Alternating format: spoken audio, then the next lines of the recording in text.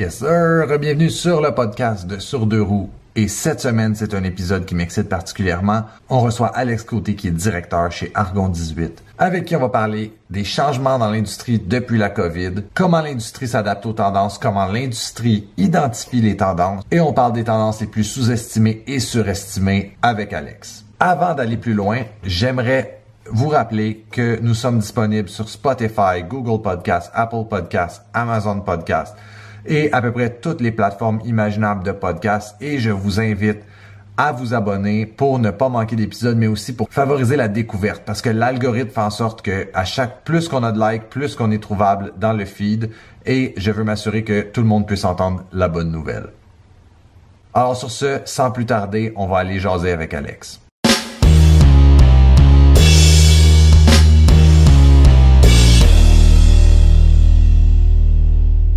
Ouais, c'est ça. Tu me disais que tu n'avais pas eu le temps de regarder toutes les questions, c'est ça? Non, j'ai eu le temps de regarder, mais j'ai pas eu le temps de réfléchir vraiment. OK. Ça a été, parce que la semaine passée, elle arrive puis elle me dit « Ah ouais, c'est comme JP va... Je vais contacter JP puis on va booker dans le calendrier. » Puis là, c'est à 2h ce matin que j'ai vu que c'était booké pour tantôt. Ouais. Fait que je suis comme « Ah, OK, ouais. Ça s'est fait last minute. J'ai mis un peu de pression parce que j'étais comme, hey, tu sais quoi, tu sais, genre, j'ai bien des podcasts comme en réserve, mais j'en ai pas qui pourraient sortir, mettons, la semaine prochaine encore au mois d'octobre, qui font du sens. Fait que j'étais un peu comme dans le trouble. Fait que t'es comme, non, je t'arrange ça. Je vais booker Alex. Mais tu sais, je pensais pas que ça allait, genre, comme débouler de même dans ton agenda. Mais merci d'être là. Ça me fait plaisir. Puis je suis sûr que tu vas bien faire ça parce que c'était épique le lancement du Krypton, là. Ah ouais, à ce point-là. Ton speech. Non, mais c'est parce que j'étais avec Max de la Gravel Mafia, puis un moment donné, on se regardait, puis on était comme, man, le gars, il connaît ses shit, puis genre, tu sais, c'était comme, tout était genre livré parfaitement, le bon flow, les bonnes transitions. J'étais comme. J'étais préparé aussi. Ouais, ben non, mais ça paraissait qu'il y a de la préparation, mais ça paraissait aussi que tu connaissais ton sujet, là. Ouais, j'ai pas le choix. Tu sais, c'est notre passion. Ouais. C'est ma job, c'est sûr, mais c'est ma passion pour commencer. Fait que tout ce qui est connaissance technique, tout ce qui est connaissance de l'industrie, c'est quasiment c'est pas inné parce que c'est pas ça, mais tu sais, ça fait tellement longtemps que c'est acquis de mon côté que j'imagine que ça aide à passer d'un sujet à l'autre, faire des transitions, avoir plus de storytelling, mettons. Fait que, ouais. Puis pour ceux qui ne te connaissent pas encore, mettons, c'est quoi exactement ton poste chez Argon? Donc, je suis directeur de produit. OK. En fait, product director en anglais, directeur du produit en français. Donc, mon rôle, c'est d'assurer la direction de tous nos produits chez Argon 18. Donc, la durée, comme l'intégration de nouveaux produits, la gestion des produits actuels, tout ça par leurs spécifications, les couleurs, planifier aussi leur fin de vie parce que tout bon produit a une fin. C'est une industrie où toutes les choses changent à un rythme assez. Quand tu regardes ça de l'extérieur, on dirait OK, ben c'est correct, mais de l'intérieur, les changements se font quasiment aux 18 mois. Tu sais. Donc, comment suivre cette évolution-là? Comment planifier la fin de vie d'un produit actuel?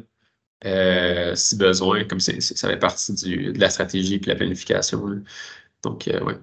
Très nice. Mais c'est vrai que c'est exactement ça que je voulais parler aujourd'hui dans le podcast. Fait qu'Ève, elle a vraiment bien saisi. En gros, tu sais, je voulais vraiment parler justement, tu sais, parce qu'on voit, mettons, dans le fond, des tendances qui piquent vraiment fort dans l'industrie, puis qui disparaissent vraiment rapidement, puis qu'après ça, tu as une autre tendance qui repique. Fait que c'est exactement de ça que je voulais parler, tu sais, parce que dans le fond, ce que je trouve fantastique, c'est la vitesse à laquelle les manufacturiers voient les tendances arriver. Puis j'imagine qu'il y a un peu de bête là-dessus, où est-ce que tu sais, comme, parce que tu peux pas sortir, tu sais, comme quand on voit toutes les gammes sortir en même temps, c'est que tout le monde a travaillé en amont dessus, tu sais. Fait que c'est pas genre, il n'y a pas tant de.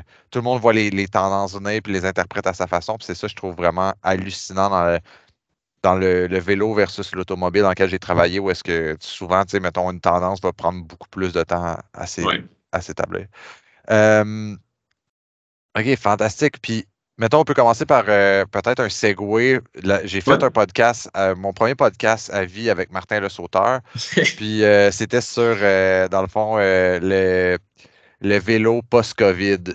Dans le fond, non, excuse, le vélo pendant la COVID. Fait qu'on parlait pendant la COVID de comment c'était tough de trouver des pièces, comment c'était tough de. Genre, je pense que dans ce temps-là, vous aviez bien des frames, mais comme aucune composante. Puis c'était genre d'être créatif, de trouver des solutions. Puis là, aujourd'hui, dans le fond, c'est quoi l'industrie du vélo post-COVID? C'est drôle que tu parles de Martin parce que j'ai parlé il y a 10 minutes.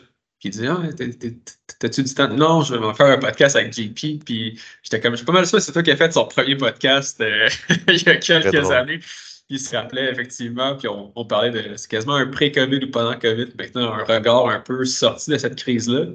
Je dirais qu'est-ce qui a changé le plus, c'est la disponibilité. Donc, autant au niveau des composantes, les frames, les vélos complets, il y a comme un niveau d'inventaire assez élevé dans l'industrie en général. Chez Argon 18, on a beaucoup d'inventaire encore, mais c'est pas hors de contrôle comme ça peut l'être. Surtout sur les manufacturiers de pièces wearables, comme les chaînes, les pneus, qui ont eu une espèce d'expansion de la demande qui était, à l'époque, aurait dû être contrôlée. Mais en même temps, c'est comme personne ne voulait laisser les opportunités sur la table, donc ils acceptaient. Puis avec les cancellations de commandes, les reports de commandes, je pense qu'il y a un niveau d'inventaire au niveau des pièces et accessoires qui est relativement élevé en ce moment.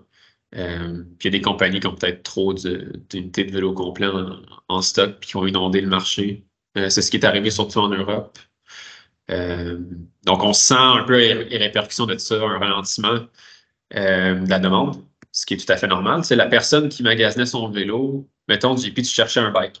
Tu t'en vas dans une boutique, t'es décidé sur tel vélo, puis là, tu te rends compte qu'il ne sera pas disponible avant 18 mois. Qu'est-ce que tu fais? Ben, tu t'en vas peut-être ailleurs, voir s'il y en a un. Fait que ta demande est. Ça se peut que tu fasses 4 boutiques.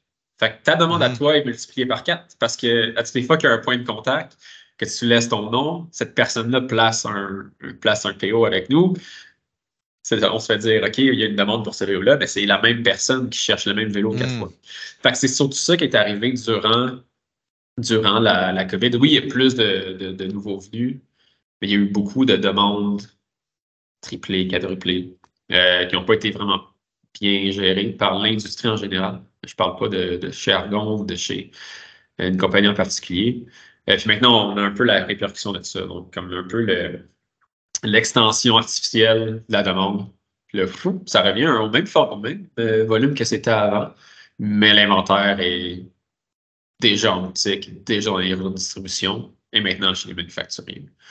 Je pense que c'est ça le plus gros changement. Puis on va sentir peut-être des compagnies qui vont sentir la soupe chaude, puis peut-être une guerre de prix là, qui s'en vient. C'est sûrement ça qu'on voit un peu d'un point de vue post-COVID. On est bien positionné chez Argon pour contrer ça. Là.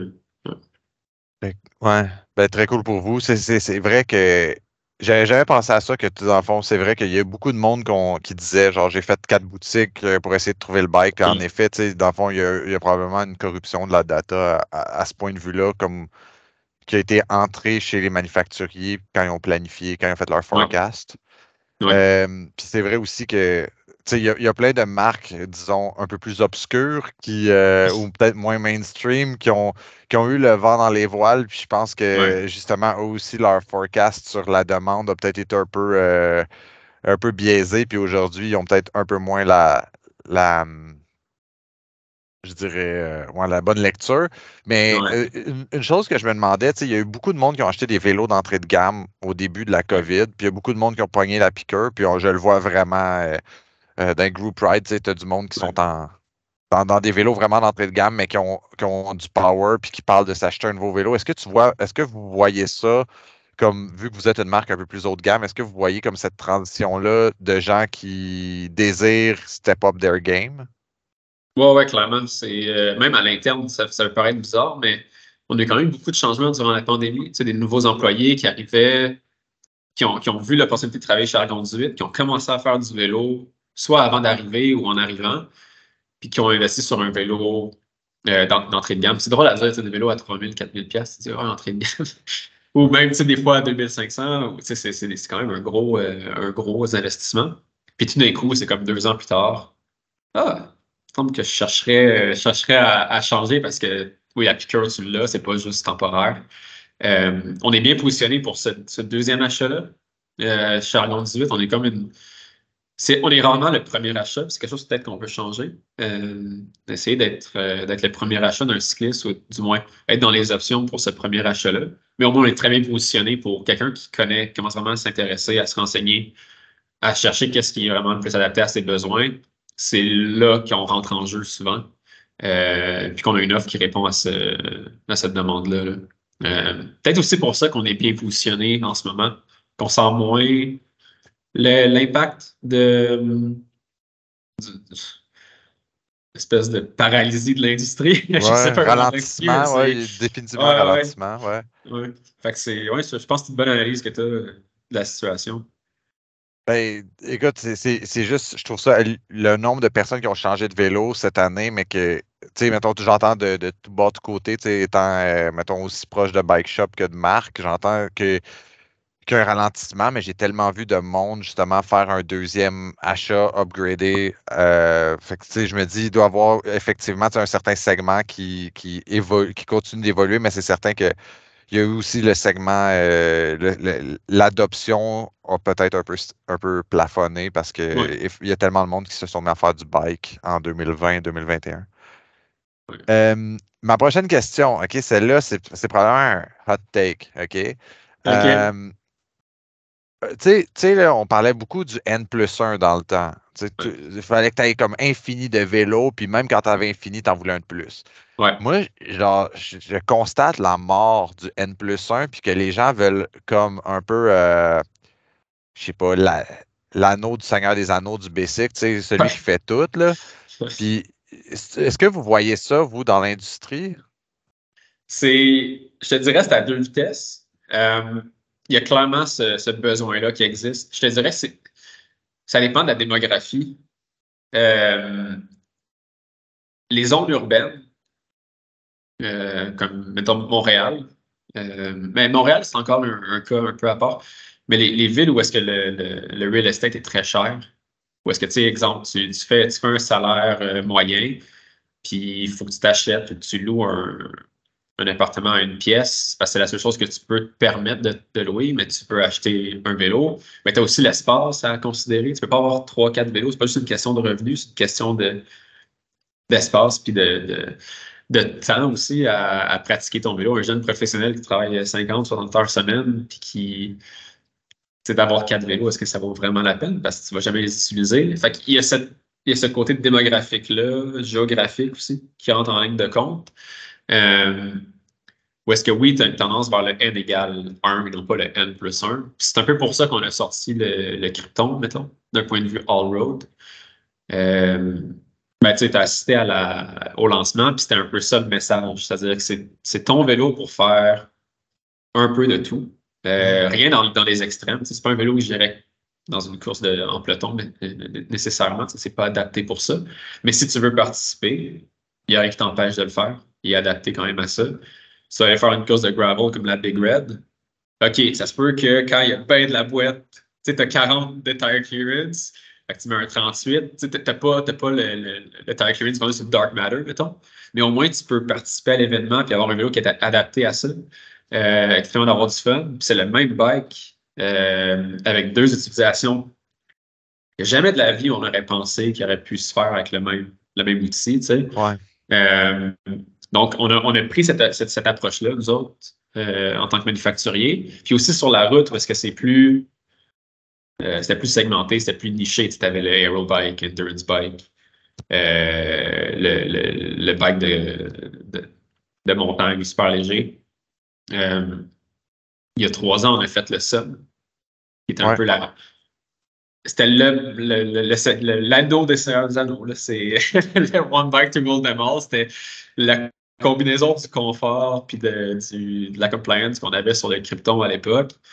la légèreté du Gallium Pro, puis l'aérodynamisme du nitrogène, tout ça combiné en un vélo. Fait qu'on éliminait quasiment 3 vélos, le besoin de 3 vélos en un. Donc, c'est une approche qu'on a déjà pris. Ça remonte si on monte au début du développement du Sun, ça fait 5 ans.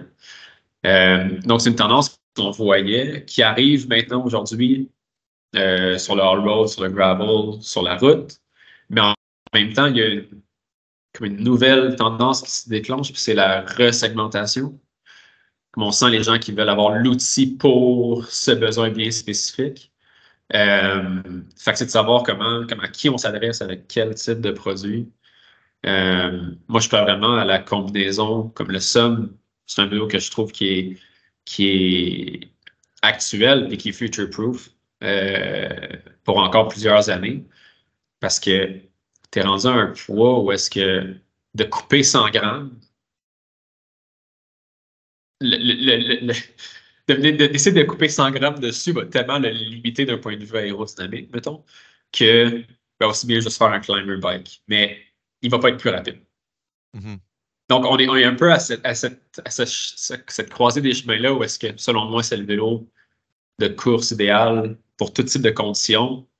Mais pour ceux qui cherchent comme un spécialiste d'aéro ou de lightweight, c'est pas quelque chose que nous, on offre en ce moment. Mais on sent la tendance qui revient petit à petit dans le marché.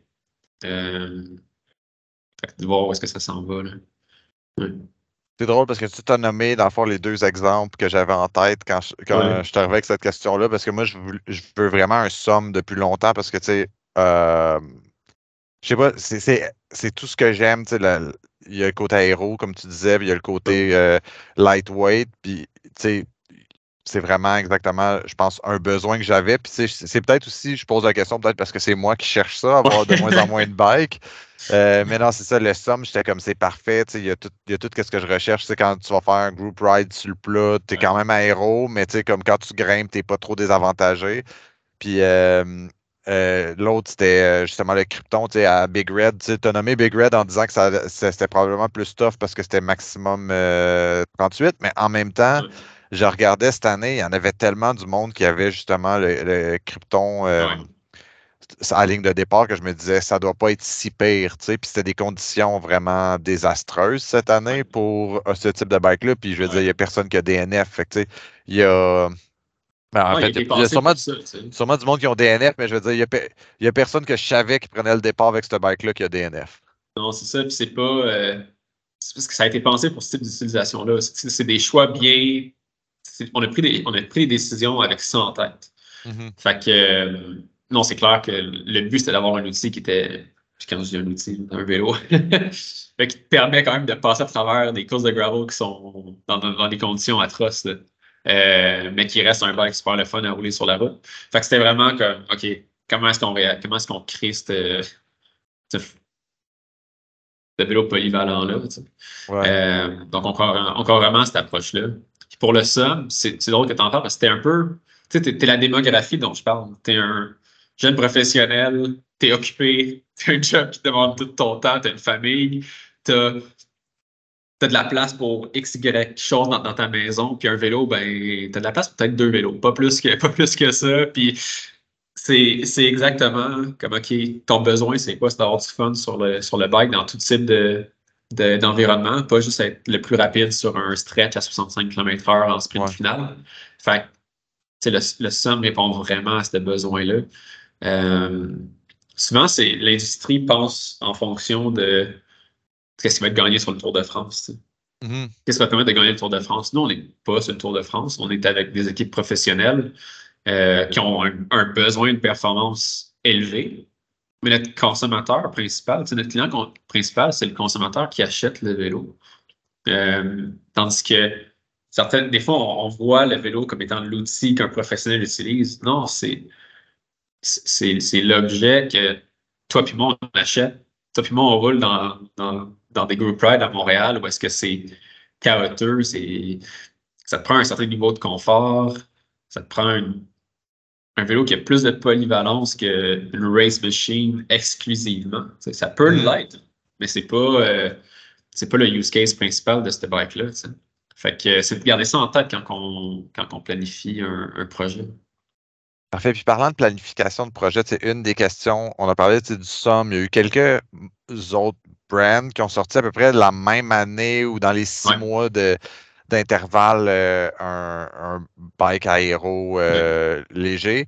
Lightweight aéro, il y a eu le tire clearance. Tout le monde s'est mis à faire du tire clearance puis à avoir des bikes un peu plus comme le Krypton quasiment en même temps. Puis tu sais, c'est des tendances que c'est sûr qu'il doit y avoir des leaks dans l'industrie, mais tu sais, je veux dire, c'est des tendances qui arrivent à des moments de planification en amont d'un certain temps. Puis il faut vraiment, tu sais, pour vous, tu sais, c'est pas comme claquer des doigts, voir un moule, etc. Tu sais. Fait que je me demande, c'est quoi, mettons, comment vous vous adaptez, puis c'est quoi le time frame pour penser un vélo? Ouais, OK. Pour répondre à ta question de time frame, c'est à peu près 2 ans de développement. Okay. Ça peut être moins que ça, mais disons de l'idée principale jusqu'à comme un client qui a le vélo entre les mains et qui peut aller pédaler, commercialement disponible, c'est à peu près 2 ans, incluant les temps de transport, les temps de... Donc, c'est quand même assez important comme durée. Donc, pour répondre à ton autre question qui est comment est-ce qu'on arrive tout à peu près en même temps à la même place, puis que toutes les compagnies semblent être alignées, c'est qu'il y a quand même il y a du partage dans l'industrie, même si ce n'est pas du partage formel. On est des manufacturiers de cadres, puis on parle tous à peu près aux mêmes fournisseurs de composantes, de roues, de pneus. Puis c'est souvent des bribes d'informations qui sont récoltées à gauche et à droite en parlant aux mêmes personnes, à des personnes différentes, mais quand tu as le même écho du marché, tu as le même écho de ton consommateur, de la niche qui est souvent dans des bespoke bike frame, qu'il y a des niches qui explosent, puis du coup, il y a des excuse-moi l'anglicisme, mais early adopters, c'est des gens qui, tout d'un coup, ils embarquent là-dedans, puis ils font de cette niche-là une niche un peu plus populaire. Souvent, c'est des indications, quelque chose qui...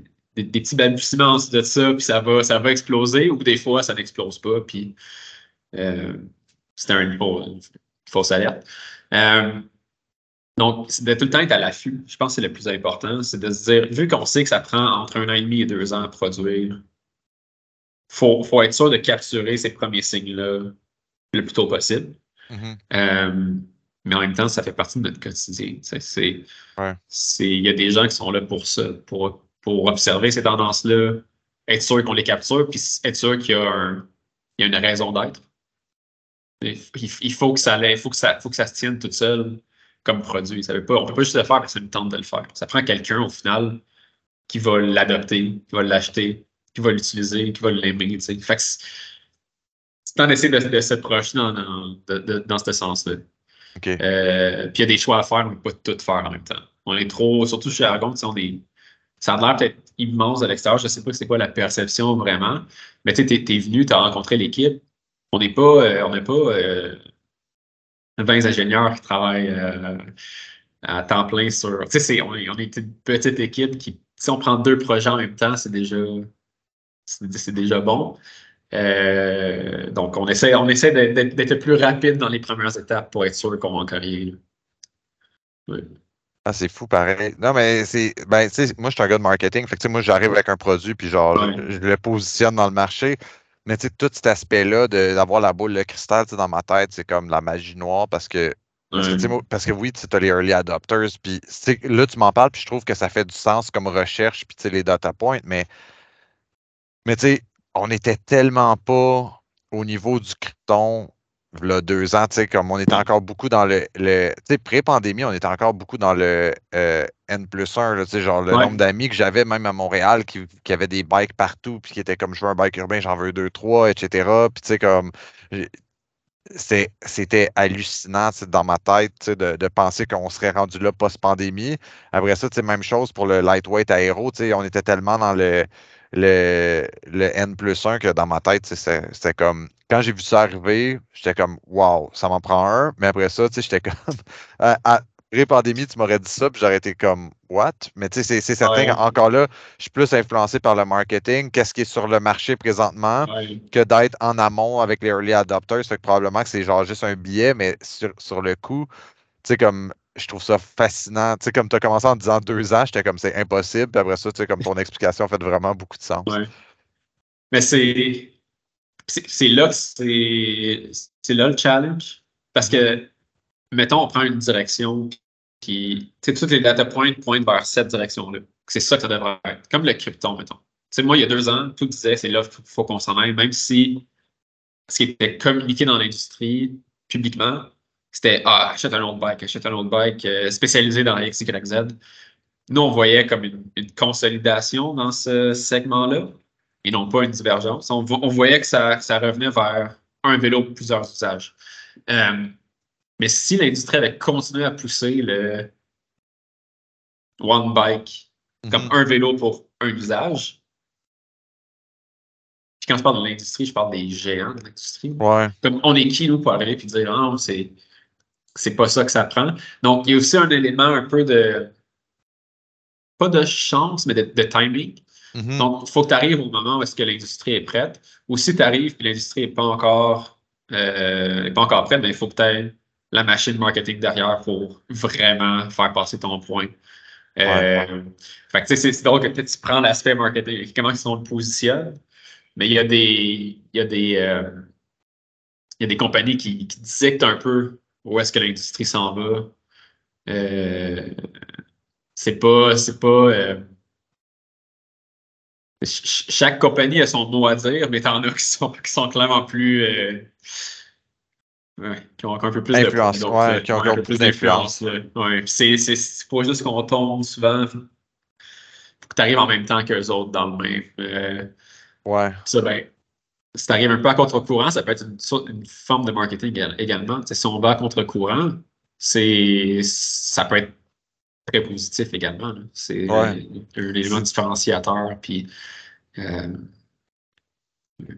faut juste aller ben c'est exactement ça. Faut que tu aies les reins solides et un solide marketing pour aller vraiment à total contre-courant. Mais après ça, tu me dis tout ça, puis ça me rappelle un meme que j'ai vu, puis c'est genre, je pense que c'était comme, c'est Surly, puis autour de la table, tu as tous les géants de l'industrie dont tu me parlais, que je nommerai pas, puis qui regardent Surly, puis qui sont comme, OK, on va copier ce bike-là cette année. J'étais comme, c'est vrai qu'ils partent d'une niche, c'est exactement ça, ils partent d'une niche. Qu'est-ce qu'ils pognent là-bas? OK, on va en faire un en carbone, puis on va rendre ça mainstream, tu sais. C'est quand même drôle. Parlant de tendance. Dirais que dans certains cas, ça ressemble comme. C'est une très bonne illustration de qu'est-ce qui se passe dans l'industrie en général. Tu vois, c'est OK, on tape sur ce clou-là aujourd'hui. On dirait que c'est ça qui se passe, tu sais. Mais ouais. Puis, dans le fond, on a parlé de tendance. C'est quoi la tendance actuelle la plus sous-estimée selon toi, puis pourquoi? Sous-estimée. C'est les questions que auxquelles j'aurais dû penser avant. Je pense que tu me diras si c'est sous-estimé ou pas, là. C'est selon mon point de vue, tu sais. Le monoplateau en route et all-road, je pense vraiment que c'est sous-estimé. Je crois vraiment à cet apport-là, par la simplicité, ce que ça permet de faire en termes de design pour surtout un nouveau all-road. Puis, surprenamment, d'un côté route hyper performance, il y a beaucoup de gains à avoir un monoplateau, adapté bien sûr au type de terrain sur lequel tu vas finir par parcourir. Parce qu'en montagne, il n'y a rien qui va battre le développement d'un double plateau pour hyper rapide en descente, puis avoir une low gear pour la montée. Tu sais. Mais sur la plupart des terrains qu'un coureur amateur sur lequel il va se retrouver dans une course FQSC, mettons, monoplateau fait beaucoup plus de sens que qu'est-ce qui peut être pensé initialement. C'est déjà adopté en gravel, quand même largement adopté. Même de ce côté-là, il y a encore un peu de pushback. Donc, ouais, je pense que ça serait peut-être la première chose que je dirais, c'est sous-estimé à mes yeux. Ben, je Je pense que t'en penses, là. Ben, je suis pas en désaccord parce que j'ai déjà eu, tu sais, j'ai fait Montréal-Québec un moment donné avec un bike monoplateau, puis tu sais, je veux Ouais. dire, c'est bon, ok, c'est sur le plat, mais tu sais, je veux dire, je l'ai quand même fait, je pense, 33-34 de moyenne. Fait que tu sais, comme il y avait des moments où, tu sais, j'ai jamais manqué de gear, il y en a qui disent que Ouais. moi, mais tu sais, le problème, je pense que c'était comme 44-11, tu finis par en manquer, puis j'étais comme, pour vrai, j'en ai Ouais. pas manqué, tout allait bien. Puis après ça, tu sais, à contrario aussi, tu sais, je pense qu'avec le 12 vitesses, ben, tu sais, il y a pas de problème. Tu sais, t'as pas. Parce que à contrario, tu sais, les gens disaient, ouais, puis où tu vas manquer de vitesse, tu sais, comme tu n'auras jamais le Ouais. bon Ouais. ratio, mais en même temps, avec le 12 vitesses aujourd'hui, tu sais, si tu as une plate qui est à mi-chemin entre les deux, tu es quand même capable d'aller chercher des ratios intéressants sans nécessairement qu'il y ait des gros skips entre chaque. Ouais, puis tu sais, mettons sur l'Explore, comme la cassette, c'est sûrement celui que je connais le plus, là. L'Explore de SRAM, la cassette est vraiment divisée en deux. Tu as vraiment l'impression qu'il y a un climbing block puis Ouais. un bloc pour le plat. Tu sais, fait ouais, pour vrai, de ce côté-là, je pense vraiment que c'est sous-estimé. En même temps, peut-être que c'est sous-estimé parce que pendant plusieurs années, c'était pas adapté vraiment. Mhm. Mais là, on le voit un peu plus, même l'équipe Jumbo-Visma qui fait beaucoup de marketing avec SRAM. C'est tout le temps la dernière étape du Grand Tour. Hein. Ils vont pas le Ouais. faire dans une étape de montagne décisive, mais la dernière étape où est-ce que le classement général est plus à jouer, tout d'un coup, tu vois un one-by. Ou sur une classique hyper plate comme Paris-Roubaix, tu vois Ouais. Wout van Aert qui avait un one-by, Christophe Laporte également. Malheureusement, les deux ont eu des flats qui leur ont coupé la course. C'était pas le plateau qui a été le problème.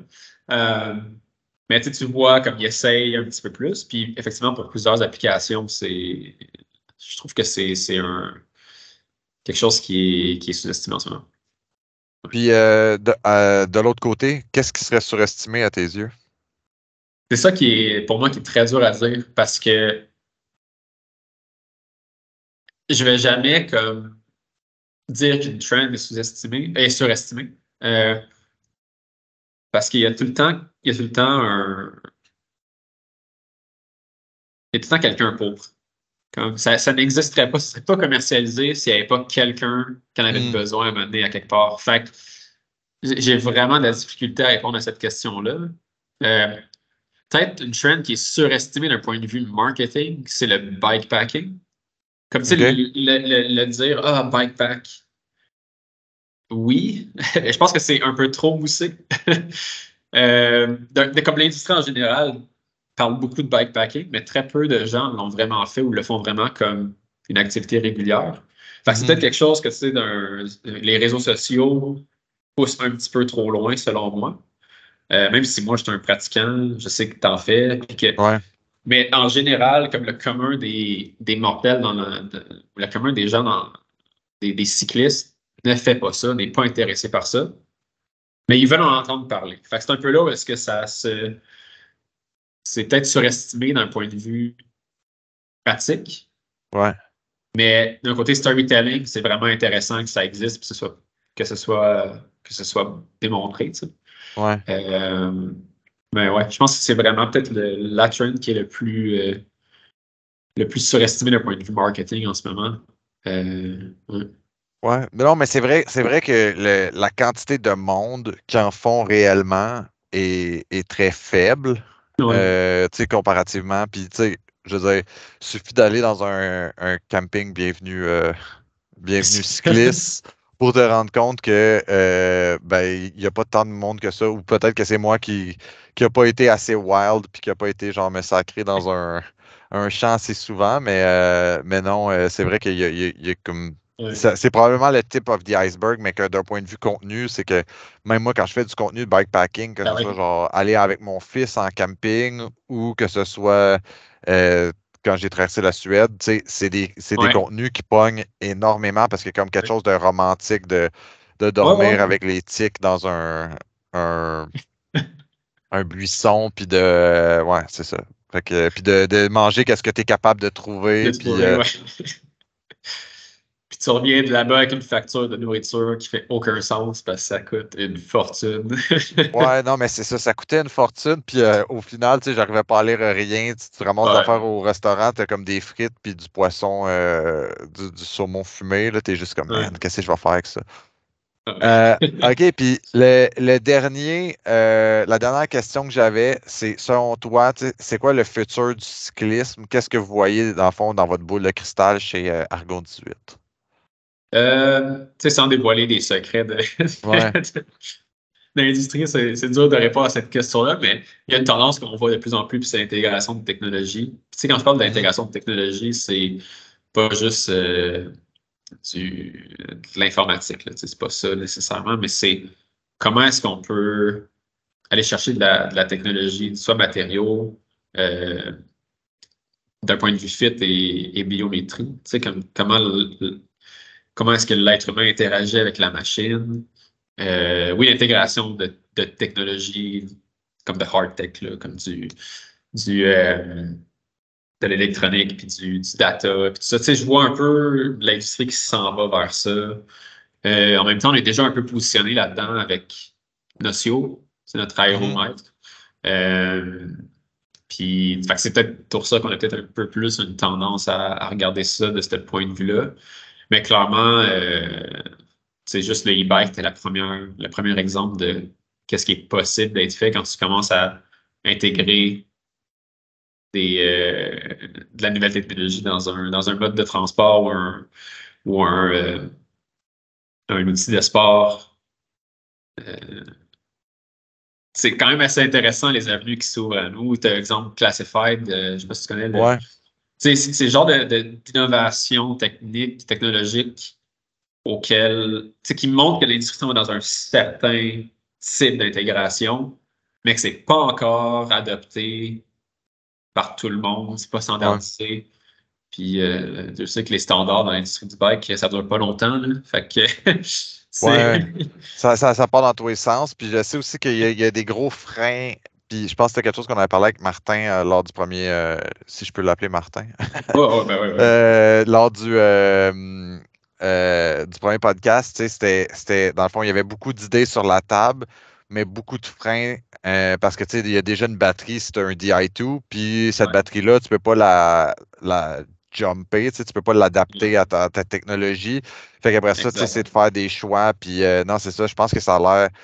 C'est ça. Ce qui était revenu lors de notre première discussion, c'était les standards et les limitations par les fabricants de composantes. Puis dans le fond, j'imagine que c'est encore ça parce que un fabricant de composantes n'a aucun intérêt à ce que vous alliez créer votre propre chose alors qu'ils pourraient le créer eux-mêmes puis faire plus d'argent encore. Fait que j'imagine que c'est un débat. Puis si vous partez avec quelque chose, eux, ils peuvent le standardiser. Puis après ça. Fait que non, c'est ça. Ça doit être extrêmement compliqué. Tu as mis le doigt exactement sur les contraintes principales à cette innovation-là. En même temps, c'est là qu'il y a des partenaires dans l'industrie qu'on peut trouver et qu'on trouve qui ont à gagner à collaborer avec nous, mettons. Fait que c'est là la beauté de la chose, c'est qu'on voit ça de l'extérieur puis ça a l'air d'être quasiment un monopole de certaines compagnies. Mais il y a d'autres choses qui existent, il y a d'autres dynamiques en jeu. C'est pas juste ce qu'on voit publiquement. C'est vraiment, c'est une industrie qui a un gros un arrière-scène qui est quand même assez vivant. Fait que c'est tout le temps garder l'œil sur qu'est-ce qu'on voit publiquement, mais surtout qu'est-ce qui se parle puis qu'est-ce qui se dit en arrière-scène. Il suffit d'avoir les bons contacts. Non, mais il y a plusieurs. Tu parles d'arrière-scène, puis je pense que de plus en plus, on voit les géants qui avaient des quasi-monopoles avoir peur des up-and-comers. Parce que, mettons, tu retournes de là 10 ans, tout le monde avait un Garmin. Aujourd'hui, tu as Wahoo, tu as Hammerhead, tu en as plein des. Puis ça fait en sorte que j'imagine que c'est dans l'esprit. Puis après ça, les trainers, c'était la même affaire. Tu avais juste des taxes avant. Puis là, aujourd'hui, tu as plein de. tu as une grande diversification des options. Fait que tu sais, comme juste les dérailleurs. Combien de personnes se sont dit récemment, genre un micro-shift, ça pourrait faire la job sur un bicycle d'entrée de gamme. Fait que, tu sais, comme ça, c'est toutes des marques qui viennent puis qui grappillent tranquillement pas vite des petites sections de l'industrie. Fait que, tu sais, j'imagine qu'effectivement, tu sais, justement, dans une vision à long terme, s'associer avec des joueurs dans le background, ça doit être extrêmement payant parce que tu sais qu'il y en a qui vont sortir du lot tôt ou tard. C'est assuré. Mais tu as mis le doigt dessus, c'est dans le long terme. Parce que autant, je te dis, ça prend 1 an et demi, 2 ans à sortir un produit, c'est notre produit à 18, mais on ne contrôle pas ce qui se passe d'un point de vue composante, les roues. Pas que les roues, ça reste que c'est une roue, c'est rond, ça a des rayons, puis un moyeu. Ça reste relativement simple. Mais les autres touchpoints sur le vélo, on ne contrôle pas ce qui se passe là-dessus. Puis c'est souvent mappé 5, 6 ans, 7 ans en avance par ces manufacturiers-là. Donc, c'est des changements qui sont planifiés à une vision à très long terme. Alors que nous, on est quand même plus rapide dans ce qu'on peut faire. Donc, on peut être plus réactif. Puis déjà, si on voit quelque chose qui s'en vient dans 5 ans, planifier pour ça, même si dans le cas actuel, on n'a pas vraiment besoin. Donc, ouais. C'est de se garder à l'affût. Très cool. Ouais. Hey, je te remercie pour ton temps. Je pense que c'est ce qui va conclure notre épisode, qui risque d'être un des plus longs de la saison. Ah ouais, OK. T'as pas trop de coupe de montage à faire? J'ai aucun montage à faire à date. Puis on est rendu à quasiment 42 minutes. Donc, non, c'est ça, c'est drôle. Fait qu'avec l'intro, l'outro, non, ça risque d'être un des plus longs de la saison, au grand plaisir des gens qui se plaignent que c'est pas assez long. Tu sais, c'est tough d'arriver avec le juste milieu de longueur parce que les gens s'embarquent dans un podcast généralement pour 1 heure-ish, 45 minutes, 1 heure, puis d'avoir le bon ballon, pas juste filer du temps, mais non. Tu as été un très bon invité de podcast. Puis ça, je sais que je discutais justement avec Eve, qui est notre courroie de transmission entre nous deux, de faire un épisode de début de saison l'année prochaine, puis justement, parler justement des différents types de bikes, parce que la géométrie puis les types de bikes intéressent vraiment les gens, puis peut-être qu'à l'occasion, je vais me déplacer dans votre showroom pour discuter de tout ça. C'est toujours le bienvenu. Tu connais l'adresse. Je connais l'adresse, puis la dernière fois, j'ai même découvert la machine à café. Puis je me faisais des cafés, fait que j'étais très à l'aise dans vos bureaux. Fais juste nous dire, drop c'est ça, je vais vous prévenir d'avance. Puis on va t'organiser quelque chose. Puis effectivement, merci pour l'intérêt que tu as porté à Argon 18, que tu continues à porter à la compagnie. Puis si tu as n'importe quelle question, n'hésite vraiment pas à me contacter. Puis on va faire ça. Bon, un gros merci. Merci, JP. À bientôt, ciao. Bonne fin de journée. Toi aussi, bye. Salut.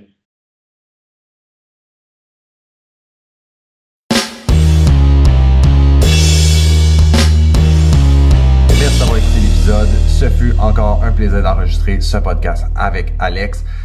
Si vous avez des suggestions de podcast, n'hésitez surtout pas à les mettre dans les commentaires ou à m'écrire un petit DM sur les médias sociaux. Avant de se quitter, je vous réinvite à liker le podcast ou vous abonner sur le podcast sur une des plateformes Spotify, Amazon Podcasts, Google Podcasts, Apple Podcasts ou toutes sortes de plateformes ou votre plateforme préférée. Je vous dis à dans 2 semaines. Sur ce, merci. À bientôt.